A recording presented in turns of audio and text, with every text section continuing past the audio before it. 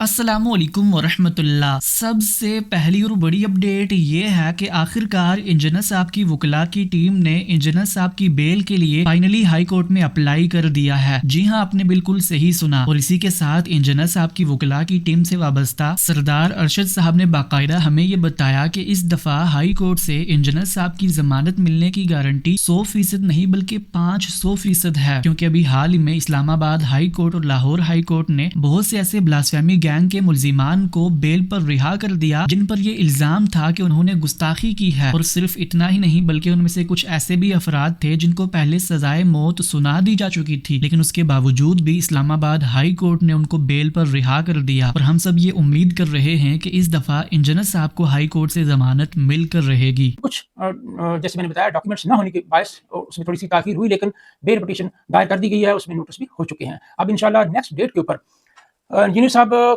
की तरफ से उनकी लीगल टीम जो है वो आर्गूमेंट्स एडवांस करेगी। कोई वजह ही नहीं है कि इंजीनियर साहब की इसमें जमानत ना हो। जमानत होने के चांसेस 100% है, बल्कि 500% जमानत होने के चांसेस है इंशाल्लाह। नेक्स्ट अपडेट ये है कि अभी हाल ही में पाकिस्तान के मशहूर अहले हदीस आलिम अल्लामा हिशाम इलाही ज़हीर साहब को अमेरिका में होने वाले 74th नेशनल प्रेयर ब्रेकफास्ट का ऑफिशियल इन्विटेशन लेटर रिसीव हुआ है, जहां पर वो प्रेसिडेंट ट्रंप के साथ एक ही टेबल पर नाश्ता करेंगे। और ये इवेंट 4 और 5 फरवरी 2026 को अमेरिका में होना है। इन्विटेशन लेटर के मुताबिक दुनिया के 140 से ज्यादा कंट्रीज के लीडर्स और स्कॉलर्स इस ग्लोबल इवेंट में पार्टिसिपेट करेंगे। और पाकिस्तान के लिए ये खुशी की बात है कि अल्लामा हिशाम इलाही ज़हीर साहब जैसे जय्यद आलिम को बाकायदा इस इवेंट में शामिल होने का फॉर्मल इन्विटेशन दिया गया है। इस पूरी खबर को ऑफिशियली अल्लामा हिशाम इलाही ज़हीर साहब ने अपने एक्स अकाउंट पर भी शेयर किया। नेक्स्ट अपडेट ये है कि बरेलवी मकतबा फिक्र के एक बहुत बड़े आलिम डॉक्टर मोहम्मद अशरफ आसिफ जलाली साहब ने अपनी सबसे वायरल कंट्रोवर्शियल स्टेटमेंट से रुजू किया। आप तमाम भाइयों को मालूम होगा कि कुछ साल पहले डॉक्टर मोहम्मद अशरफ जलाली साहब ने जागीर फदक पर गुफ्तगू फरमाते हुए फरमाया था कि सैयदा फातिमा जब सैयदना अबू बकर सिद्दीक से जागीर फदक का मुतालबा कर रही थी तो खता पर थी। उनकी ये स्टेटमेंट आनी ही थी कि उसके बाद बहुत से उलमाए किराम ने उनकी गिरफ्त फरमाई, जिसमें एक बहुत बड़ा नाम मुफ्ती हनीफ कुरैशी साहब का आता है। लेकिन आखिरकार मुफ्ती आजम मुफ्ती मुनीबुर रहमान साहब की सरबराही में डॉक्टर अशरफ जलाली साहब ने अपनी स्टेटमेंट पर रुजू किया। मसला फ़दक पर रवाफ़िज़ के रद में गुफ्तगू करते हुए जो मैंने ये कलिमात बोले थे, जब मांग रही थीं तो ख़ता पर थीं। यहाँ लफ्ज़ ख़ता से मेरी मुराद क़ती तौर पर ख़ताए इज्तिहादी ही थी। अवाम में जो अल्फाज वायरल हुए उन्हें माक़बल और माबाद से काट के वायरल किया गया। चूँकि राहत जान रसूल सल्लल्लाहु अलैहि वसल्लम हज़रत सैयदा ज़हरा बतूल रदी अल्लाह ताला अन्हा के आदाब का मामला बड़ा हसास है, लिहाजा अकाबिर उलमाए अहले सुन्नत के कहने पर इंतिशार व इख्तिलाफ के ख़ात्मा के लिए ये अल्फाज जब मांग रही थीं तो ख़ता पर थीं के कलिमात को बंदा नाचीज़ वापस लेता है। डॉक्टर जलाली साहब का ये रुजू आना ही था कि उसके बाद बरेलवी मकतबा फिक्र के एक बहुत बड़े आलिम मुफ्ती मुशाहिद हुसैन काज़मी साहब ने अपने तहफ़्फ़ुज़ात का इजहार किया। मुफ्ती साहब ने ये फरमाया कि अगर आपको तौबा और रुजू करना ही था आपको किसी दूसरे आलिम को बिठाना चाहिए था। मुफ्ती मुशाहिद हुसैन काज़मी साहब के बकौल मुफ्ती मुनीबुर रहमान साहब की शख्सियत पहले ही मशकूक है, वो तो फ़िक्र आला हजरत से बगावत कर चुके हैं। कि इस इजलास के अंदर जिसमें उलमा और मशाइख मौजूद हैं, यहाँ फिर भी एक गलती हुई और वो ये थी कि जलाली साहब ने मुनीबुर रहमान को न सिर्फ ताज़ीम दी, दीनी ताज़ीम दी, बल्कि उसको इस अंदाज से जो है वो अलकबात दिए, हजरत भी कहा, किबला भी कहा, मुफ्ती भी कहा और अहले सुन्नत का साहिबान भी कहा। बिल्कुल मुनीबुर रहमान के तमाम अफ़आल के लिए क्लीन चिट है। मुनीबुर रहमान अहले सुन्नत का हजरत, अहले सुन्नत का किबला, अहले सुन्नत का मुफ्ती उसी सूरत में होगा कि जब वो अपनी तमाम तर बातों से तौबा और रुजू करेंगे। और वो बातें क्या हैं कि जी मुफ्ती मुनीबुर रहमान साहब ने शिया जाकिर के लिए क्या कहा कि ये जय्यद और मुमताज आलिम दीन है, और किसी मुर्तद को आलिम दीन कहने पर सय्यदी व सनदी आला हजरत इमाम अहमद रज़ा खान फाज़िल बरेली रहमतुल्लाह तआला अलैह के फतावा मौजूद हैं कि किसी मुर्तद को आलिम दीन कहना ये कुफ्र है। और इसी तरह मुनीबुर रहमान साहब का इनकी निजी महफिल में जाना, इनके साथ जो है हम नवाला हम प्याला होना और इनके साथ बाहमी मोहब्बत वाला मामला करना वो हर एक के सामने वाज़ेह है। इनके पीछे नमाज पढ़ना, इसी तरह जो है वो तकी उस्मानी का जो बड़ा भाई है वो भी बाकायदा जो है वो मुफ्ती था देवबंदियों का, और उसके जो है ये हजरत बिल्कुल जो है वो पाँव में बैठे हैं, जिस तरह बंदा तालिब इल्म जो है बैठा होता है, उस्ताद ऊपर बैठा हुआ है, तालिब इल्म और शागिर्द जो है वो नीचे बैठे हुए हैं। तो ये थी कि डॉक्टर अशरफ आसिफ जलाली साहब जो कि रज़वियत के अलमबरदार हैं, और रज़वियत के हवाले से इनके दावे ये हैं कि अगर मैं इंची भी जो है वो फ़िक्र रज़ा से हटूं तो मुझे मौत कबूल है, मुझे फांसी कबूल है। इस तरह के इनके दावे دعوے وہ ہر خاص و عام کو معلوم ہیں. تو ان کا اس انداز سے ایسے شخص کے ساتھ بیٹھ کر اپنا رجوع ریکارڈ کروانا یہ جو ہے وہ ہمارے لیے کافی تشویشناک تھا. اگر آپ نے اپنے حوالے سے کوئی اس طرح کی گفتگو کرنی تھی تو آپ دیگر علماء کو کہ جن کے اوپر کوئی اس طرح کے فتاوا نہ ہوں ان کو بلا کر اپنا رجوع ریکارڈ کروا دیں. نیکسٹ اپڈیٹ یہ ہے کہ آخرکار فائنلی حسن الیاس صاحب نے برسبیل تنزل اس بات کو ایکنالج کیا کہ غامدی صاحب منکر حدیث ہیں. اب تمام بھائیوں کو یاد ہوگا کہ لاسٹ ویڈیو میں ہم نے مفتی صاحب کی نیوز کو کور کیا تھا جہاں پر مفتی صاحب نے غامدی صاحب کے حوالے سے منکر حدیث کا لفظ استعمال کیا تھا. مفتی صاحب کے اسی اعتراض کے جواب میں ابھی حال ہی میں حسن الیاس صاحب نے ایک پروگرام کے دوران گفتگو فرماتے ہوئے پہلے روایتی علماء کرام کے وہ کرائیٹیریا بتائے جن کی بنیاد پر وہ ان کو منکر حدیث ڈکلیئر کرتے ہیں. منکر حدیث کہلوانے کے سارے معیارات بیان کرنے کے بعد آخرکار حسن الیاس صاحب نے یہ فرمایا کہ اگر آپ کے نزدیک ہم منکر حدیث ہیں تو آپ منکر قرآن ہیں, کیونکہ آپ قرآن کو فائنل اتھارٹی نہیں مانتے اور حدیث کے ذریعے مقدس الہامی کتاب میں ترمیم کرنے کے قائل ہیں. قرآن مجید نے کہا کہ بھائی زانی مرد ہو یا عورت, وہاں پر لفظ استعمال کیا الزانی والزانیہ, زانی مرد ہو یا عورت اگر وہ زنا کا ارتکاب کرتے ہیں تو ان کے اوپر 100 کوڑوں کی سزا کا نفاذ کیا جائے گا. یہ قرآن مجید نے بیان کر دیا. تو اگر آپ یہ بات قرآن کی بنیاد پہ مانتے ہیں کہ قرآن یہ کہتا ہے تو ہم آپ کو منکر حدیث کہیں گے, اس لیے کہ قرآن مجید جو بھی کہتا ہو آپ نے اگر قرآن کی بنیاد پہ دعویٰ کیا نا کہ قرآن مجید نے تو بات کو واضح کر دیا ہے, گویا قرآن مجید قطعی الدلالہ ہے, وہ اپنی بات کو پورے وضو سے بیان کرتا ہے, تو پھر ہم آپ کو منکر حدیث کہیں گے. اس لیے کہ ہم یہ سمجھتے ہیں, علماء کرام یہ کہتے ہیں کہ رسالت مآب صلی اللہ علیہ وسلم نے تو شادی شدہ اور غیر شادی شدہ کی بنیاد پر یہ تقسیم کی تھی, لہٰذا قرآن مجید کی آیت جو تم پڑھتے ہو اس آیت کے اندر ہم نے تخصیص کر دیا. گویا قرآن میں جو چیز زیر بحث ہے اگرچہ قرآن کے الفاظ میں نہیں ہے, اگرچہ قرآن کے مدعا متن مفہوم میں کہیں نہیں ہے, ہم حدیث کے ذریعے اس قرآن مجید کی اس تعمیم کے اندر تخصیص کریں گے. تو وہ یہ کہتے ہیں کہ اب ہم نے یہ تخصیص کر دی ہے کہ قرآن مجید میں جس وقت زنا کی سزا کا ذکر ہوا تو اب وہ سزا صرف غیر شادی شدہ لوگوں کے لیے ہے, ان کو 100 کوڑے لگیں گے. شادی شدہ کی سزا ہم لوگ بیان کریں گے, ہم نے روایتوں سے سمجھی ہے اور ہم قرآن مجید کی اس تعمیم پر تخصیص. تو جو شخص حدیث کے ذریعے قرآن کی تخصیص کا قائل نہیں ہے, علماء کرام یہ کہتے ہیں وہ منکر حدیث ہے. علماء کرام تیسرا نقطہ یہ بیان کرتے ہیں کہ جب تک آپ حدیث کے ذریعے قرآن مجید کی واضح متعین ہدایت کو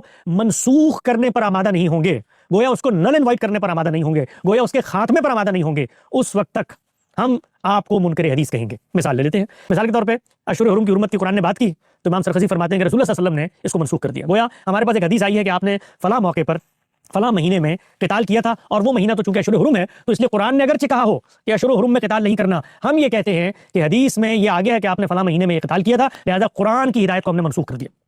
تو علماء کرام کا تیسرا نقطہ نظر یہ ہے کہ حدیث کے ذریعے قرآن کو منسوخ کرنے پر جس وقت تم آمادہ نہیں ہوگے اس وقت تک ہم تمہیں منکر حدیث سمجھیں گے. یہ 4 چیزیں وہ یہ کہتے ہیں کہ جب تک نہیں مانو گے اس وقت تک ہم تمہیں منکر حدیث کہیں گے. میں اس کے جواب میں ایک جملہ عرض کرتا ہوں کہ یہ 4 چیزیں ماننے کے بعد اگر انسان حدیث کا اقرار کرتا ہے تو ہم آج اعلان کرتے ہیں کہ ہم منکر حدیث ہیں ہم منکر حدیث. اگر یہ 4 چیزیں ماننے کا مطلب اقرار حدیث ہے تو ہم انکار حدیث کرتے ہیں. اس پس منظر میں اگر یہ 4 چیزیں ماننا ہے انکار حدیث تو پھر ہم منکر حدیث ہیں, اس لیے کہ ان 4 چیزوں کو ماننے کا لازمی تقاضا یہ ہے کہ پھر آپ قرآن مجید کا انکار کر دیں, پھر آپ یہ مان لیں کہ قرآن مجید اصل نہیں ہے, قرآن مجید اختلافات کا فیصلہ کرنے نہیں آیا, حق و باطل کے لیے وہ میزان نہیں ہے, وہ فرقان نہیں ہے, وہ مہیمن نہیں ہے, سلسلہ وحی کو اس پر پرکھ کے نہیں دیکھا جائے گا. پھر آپ کو یہ ماننا پڑے گا کہ قرآن مجید قطعی دلالہ نہیں ہے, پھر آپ کو یہ ماننا پڑے گا کہ اس کے متون کے اندر بھی بے شمار اختلافات, اس کے اندر اتنی چیزیں ہیں جو انسانوں کو پتہ ہی نہیں تھی اللہ تعالیٰ نے کہہ دی, پھر آپ کو یہ ماننا پڑے گا کہ وہ اصل نہیں ہے, روایات فیصلہ کن درجہ رکھتی ہیں. اگر یہ مفہوم ہے